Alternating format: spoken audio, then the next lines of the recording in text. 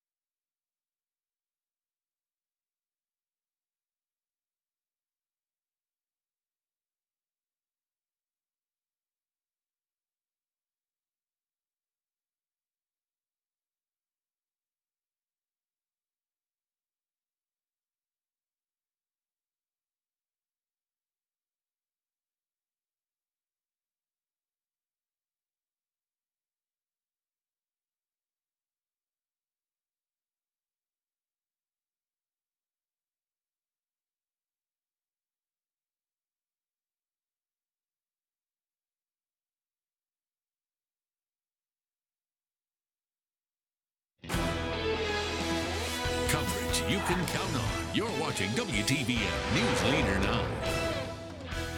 Sponsored by Montlick & Associates, Columbus Injury Attorneys.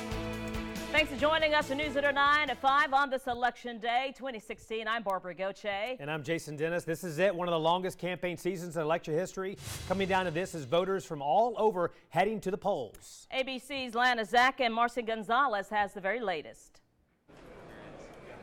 Good evening. This campaign has captivated and in some cases fatigued Americans unlike any before it. Still, there is palpable excitement here where Donald Trump is expected to have his campaign party or concession speech later tonight. The election reaches its apex today, and Donald Trump, the Republican nominee, seemed lighthearted as he cast his ballot in New York City. Tough decision. But for many Americans, it has been tough. It's been a very difficult process. It's not about this year who you're voting for, it's almost about who you're voting against. The latest polls show an uphill battle for Trump, who is back on Twitter today with a final appeal. Everybody's talking about the record turnout at the polls. It's amazing, but please go to the polls. We have a movement going on. They've never seen anything like it. Already today, the Trump campaign has filed a lawsuit against a polling location in Nevada. The judge has dismissed that claim. However, it may be an indication that this campaign may continue beyond this evening. Lana Zach, ABC News from Trump campaign headquarters in Midtown Manhattan. My colleague Marcy Gonzalez is just across town with the Clinton campaign. Yeah, after 576 days of campaigning, this is the final stop. You can see the stage being set here where Clinton, along with a huge group of supporters, will end this election day. The Democratic presidential candidate met this morning by a cheering crowd near her home in Chappaqua, New York. Hillary! Hillary! As Hillary Clinton voted for herself in this historic election, vying to be the first female commander-in-chief. I'll do the very best I can if I'm fortunate enough to win today. After a late night on the campaign trail, Clinton spending the rest of this election day prepping for tonight and what she hopes will be a celebration under the largest glass ceiling in New York City. Yeah, there's no coincidence with the symbolism behind this place. Yet along with a victory speech, Clinton aides say she also has a concession speech written, ready for either outcome tonight. Live in New York, Marcy Gonzalez, ABC News. Now back to you. All right, Marcy and Lana, thank you so much. And we've got team coverage across the valley as voters are still at the polls. News Leader 9's Irisha Jones is following the vote for the property tax freeze. And our Emily Arroyo is following the contested Muskogee County Sheriff's race, along with our Elizabeth White with the latest on our East Alabama races. News Leader 9 has been following reports of how some voters in Muskogee County also say they're experiencing some issues at the polls. Our Jose Zozaya explains what early morning voters encountered. All election day morning, News Leader 9 has received several calls and emails from concerned voters who say that when they arrived to their voting precinct and handed their IDs to volunteers, they were told that they had already cast their ballot. We headed out to the precinct at Columbus Technical College. Here we saw plenty of voters making their way over to the machines, but we could also see a line off to the left. This group had been told by poll workers their ballots had already been cast. Some voters said they'd spent at least half an hour in that line and that most of them were able to vote and make their way back to work. One frustrated citizen, however, couldn't wait any longer and left without exercising his vote. That whole line there, they said everybody in that line had voted, which none of us had. With the number of calls and emails we've received on the matter, we reached out to the Muskogee County Elections Office to see why some voters are being told they voted twice. One official believes this confusion stems from a problem with mail-in ballots that started back in the primary elections. A lot of people, you don't have to have a reason to receive an absentee ballot. And so a lot of people have called and asked for absentee ballots, and we send them to them. But they decide to go and vote instead. And if we haven't received the absentee ballot as being returned to us, then they can vote. And I think that that's what the problem has been. The Muskogee County Elections Office urges any voters who may have experienced this problem to contact the special hotline. You can find that number on our website, WTVM.com. Reporting in Columbus, Jose Zozaya for News Leader 9. And as voting continues for a few more hours, people in Columbus will see one question on the ballot that's been controversial for more than a year, and it involves property taxes. News Leader 9's Arisha Jones is standing by to break down what a yes vote will mean for Muskogee County homeowners. So yeah, definitely a controversial issue, Arisha. Well, that's right, Barbara. With strong opinions on both sides whether or not to thaw or keep a property tax freeze, this is how the issue reads on the ballot. Shall the act be approved, which eliminates the current base year assessed value homestead exemption for purposes of Muskogee County school and consolidated city county government ad valorem taxes for homestead property acquired after January 1st, 2017. A yes vote on those in favor of the thaw the freeze would change property tax values for homes bought after the new year. In September, Mayor Teresa Tomlinson was quoted saying the reason it's called a thaw and not lifting of the freeze is because the freeze would actually just be retired and continue to exist for homeowners who currently have it. She goes on to say the property tax freeze system will be replaced overall by a fair market system being used now in much of Georgia. But folks opposing the thaw say the current freeze is fair to all homeowners. Coming up on the news at 6, I'll break down what a no vote will mean for those who want to keep the freeze in place. Back to you, Barbara and Jason. Yeah, it could make a big difference for a lot of people. Arisha, thank you. And also up for grabs, the Muskogee County Sheriff's Office. It's a race that started out with some controversy as multiple candidates got disqualified over paperwork confusion. And our Emily Arroyo continues our live team election coverage outside the City Services Center. And Emily, voting's still going on there, right?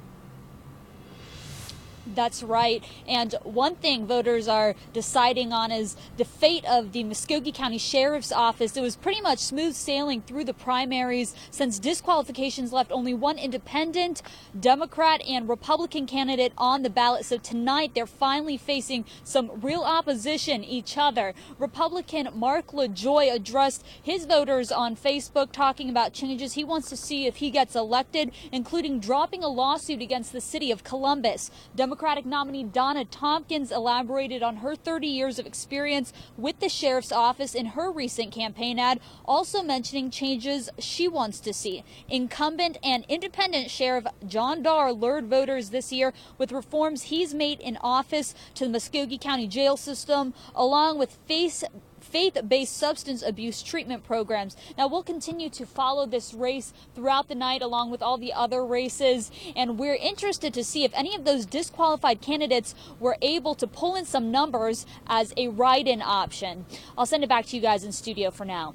All right, thanks very much, Emily, live from the City Services Center in Columbus. And in Georgia, voters are deciding on several amendments, including the controversial Opportunity School District Amendment. Amendment 1, if passed, would give the state the ability to take over failing schools. Now, the governor would have the power to appoint an Opportunity School Superintendent, and that person would have the ability to fire school administrators or turn the school into a charter. A no vote on this amendment today would keep school systems the way they are as of now. To the other side of the river now, where East Alabama is experiencing a historic turnout for this presidential election. News 9's Elizabeth White joins us live from the Clarion Hotel, the largest precinct in Lee County. And Elizabeth, election officials saying the lines to vote are unprecedented. I saw your noon live shot there. Boy, those lines are long.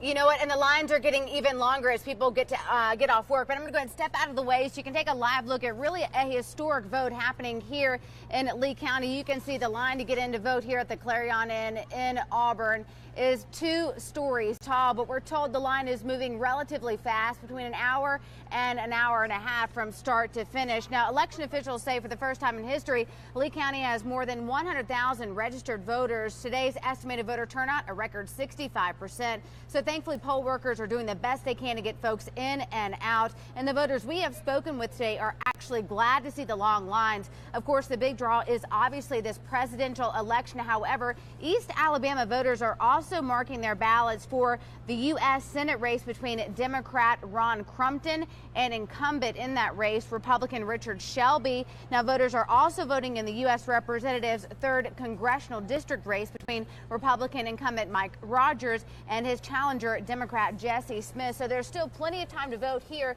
in East Alabama. Polls are open until 7 p.m. Central Time tonight. And this is really important for viewers to understand. Sheriff Jay Jones says if you get in this line by 7 p.m. Central Time tonight, you will be allowed to vote. It just may take a couple hours for you to get your ballot. But again, if you're in line by 7 p.m. Central Time, you will be allowed to vote. Barbara, Jason, back to you. Yeah, it looks like it's moving pretty good too there, Elizabeth. All right, thank you. Staying in Alabama, voters will answer 3 questions today that could impact Auburn University, the state parks, and impeachment investigations. If passed, Amendment 1 would add 2 positions to the Auburn Board of Trustees, allowing for more diversity. Amendment 2, if passed, would allow state parks to keep money they raise, meaning lawmakers will not be allowed to take money for the general fund. Amendment 6 could change Alabama's impeachment procedures. If it passes, a 2/3 vote would be needed in the Senate to convict an impeached official. And we've got you covered online as well. We've got complete coverage of this historic election on our website, WTVM.com. All you have to do is click on the election coverage banner that's there at the top of our homepage. One of the items you'll find is an interactive map of early voting across Georgia. We also have all the results listed on the page, which we will continue to update as they come into our newsroom. And those early voting numbers, records across Georgia. Absolutely. Polls are open until 7 Eastern in Georgia, 7 Central Time in Alabama. For parts of Russell County that observe Eastern Time, that's until 8 tonight. We'll have continuing coverage of the elections here on News Leader 9. Live team coverage continues on air beginning right after the polls close and throughout the night. And you can follow all of the results on the free mobile app. We'll also have live Facebook cut-ins on our Facebook page in between our local on-air cut-ins tonight. So we have got you covered on all fronts there tonight.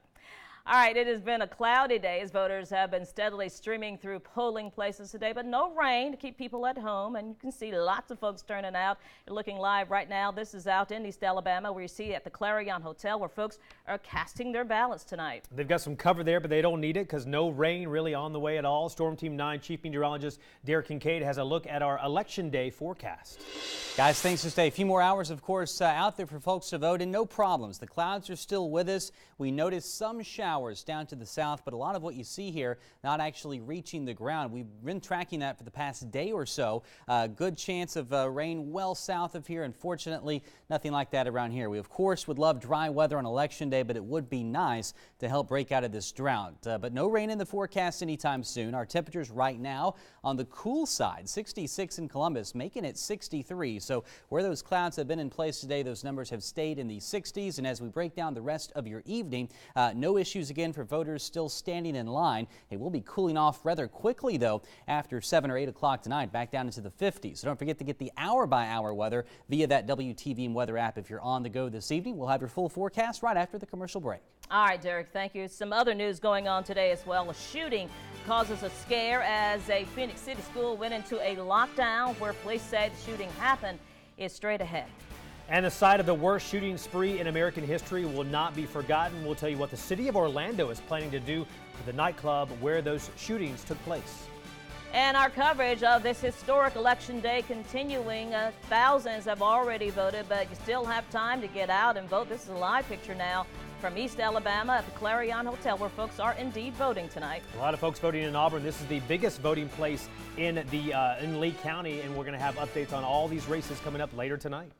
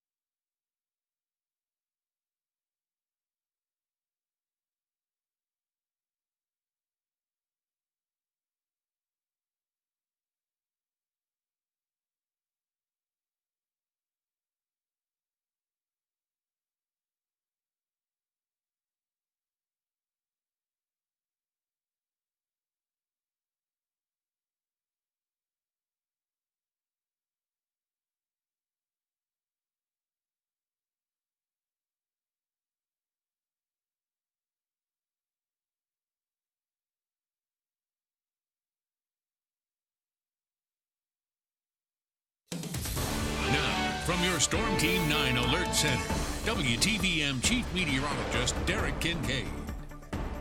Well, here's a breakdown of your fish and game forecast. Heading into the day on Wednesday, see some peaks up there in the good range throughout the course of the day, about 9 a.m. and 9:20 p.m. We're going to, of course, have more on your fish and game forecast all the time on the weather tab at WTVM.com. You can always grab the forecast there, along with a check of what the weather will look like with our interactive radar and more right there on the weather tab at WTVM.com. So let's talk about the forecast as we look ahead. The clouds which we've dealt with today will be moving out as we get ready for our Wednesday. So it really turns out to be a nice middle and nice end to the week. Temperatures will recover back into the 70s by Wednesday and Thursday, on into our Veterans Day too. But watch what happens by the weekend. We're going to drop those highs in a big way. We'll also drop the lows in a big way as well. We could see lows back in the 30s around here by Sunday morning and then again by Monday morning next week. So a big time cool down coming up. We'll go with 41 by Sunday morning, but a 41 in Columbus means 30s for a lot of other folks out there. And hey, rain, we don't have much of it in the forecast. I voted for some today, but it's not the winning ticket for sure. We have no good chance for showers anytime soon. Perhaps next week a slight rain chance by next Monday and Tuesday. But right now, check out what the clouds have done to our temperatures, keeping things in the 60s today. Smith Station 66, the Columbus Airport 66, pretty common number too in the local area. And on the big picture view, a lot of 60s showing up at 70 in Alexander City. They are the warm spot on the map as of right now. The clouds still in place. We also were watching some showers down to our south today, but that really not making its way around here in the Chattahoochee Valley. We had some rain today in the area that was actually evaporating before it got down to the ground, so very dry once again on this Tuesday, and the overall weather pattern does not feature a good chance of rain anytime soon. As we look ahead, the big story is going to be really just the sunshine. Through the end of the week, we're going to pick up more sunshine Thursday and then again on Veterans Day Friday. By Saturday and Sunday, we'll shift to some cooler temperatures, both for highs and lows, highs in the 60s, lows in the 30s and 40s. So tonight's forecast, we're going to keep it mostly cloudy for you.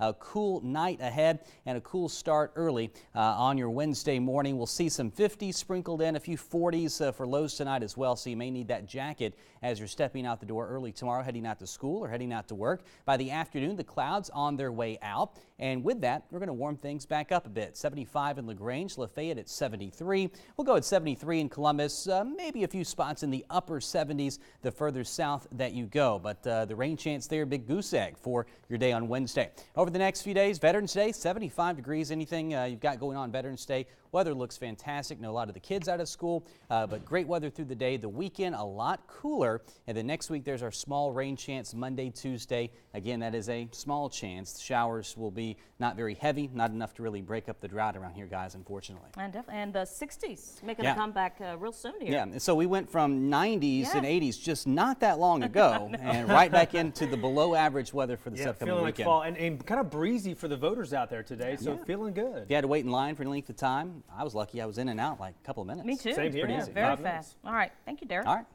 Well, a lockdown was lifted after a scare near Phoenix City Intermediate School. According to police, 3 people were shot in a duplex next to Amberwood Apartments on Stadium Drive. Officials had sent out a message saying the school was in a lockdown, but all children were safe. The victim was transported to the hospital. We'll update the story on air and on our website, WTVM.com, when we learn more information. And happening right now, the lines still in place. The people line up to do their civic duty of voting. You're looking live right now here in Columbus at okay, this is Lynette High School. I got to know where it is. All right, Lynette High School, live picture as folks go in to cast their ballots. And polls will remain open until 7 p.m. local time in Georgia and also Alabama, so you still have a little bit of time to get out there and vote. A couple more hours in Georgia, in fact, in about an hour and a half, so still plenty of time to cast your vote.